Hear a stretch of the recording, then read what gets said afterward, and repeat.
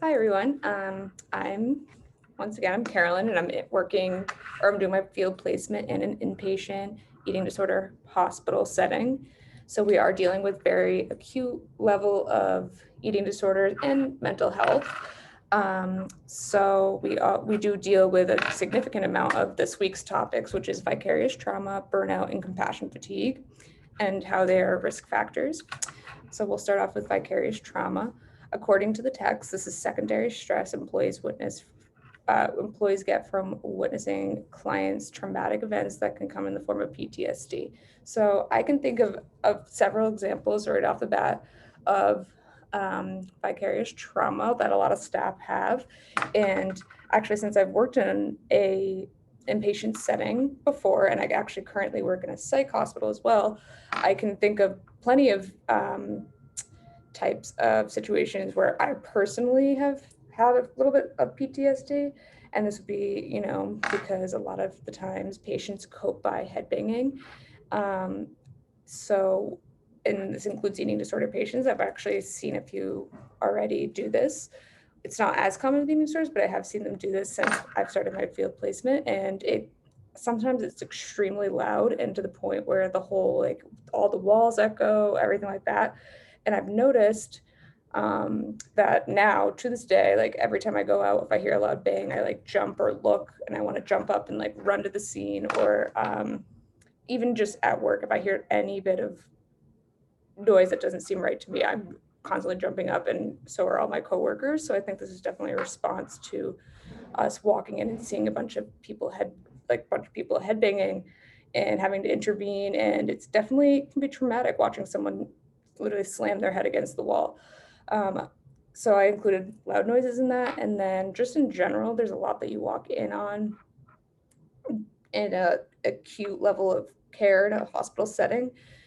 Um, in psych, it's a little less common to walk in on people like fully bloody, but I have walked in plenty of times people cutting themselves where they're bleeding. I've actually witnessed someone trying to strangle themselves last week on the eating disorder unit, and they're on a 1-to-1 now. And so we have to sit with them arm's length away. And there's been times personally in the past that I've walked in on someone who has, you know, been cutting off their circulation with either leggings, yoga pants. They're not allowed to have strings, but they find other ways to do it, and their faces are completely purple, and it's actually terrifying. I mean, it's something that you see often, but it's not something that never leaves my brain, and it's just something that like is always in the back of my head.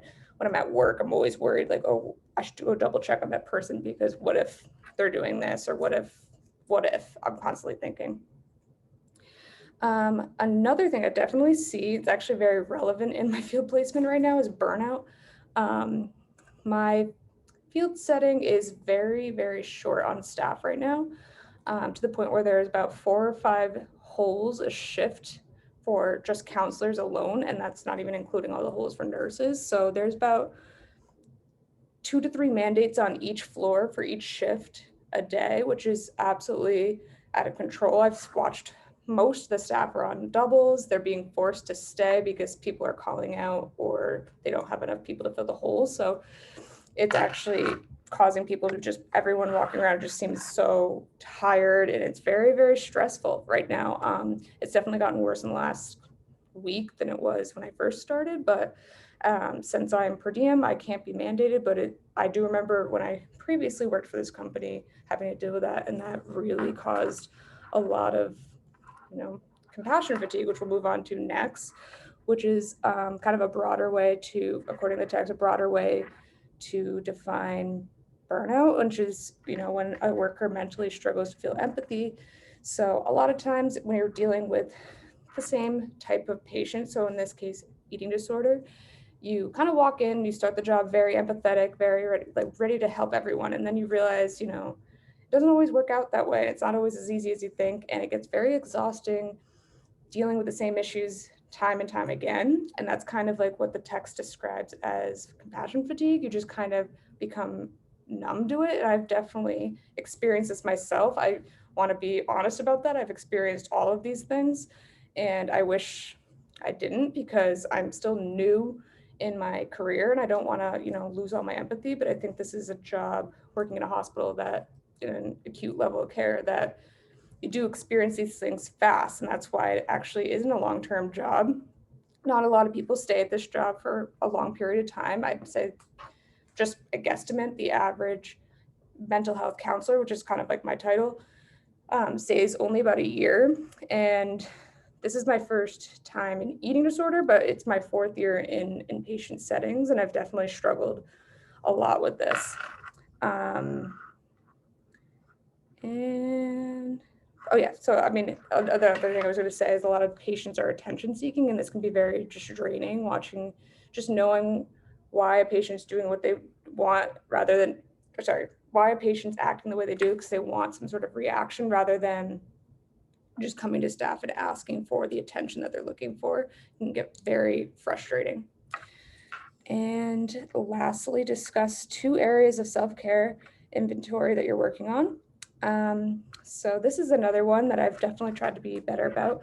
I actually do think it's helpful that I'm working at 2 different hospitals. At first I was like, this is kind of stressful, but I think it's kind of nice because I'm not getting burnt out from the same place over and over again, since I have been in this field for longer than the average person for my title, I'd say. So switching up between 2 places kind of keeps me fresh, I feel like, rather than going, the same after day. I think that's been kind of helpful in a form of self-care in a way.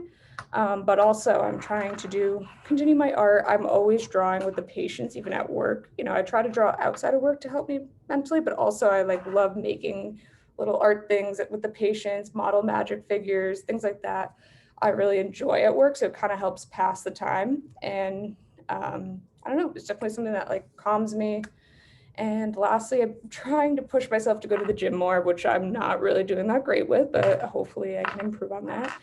And I think that's it. Look forward to seeing everyone else's responses.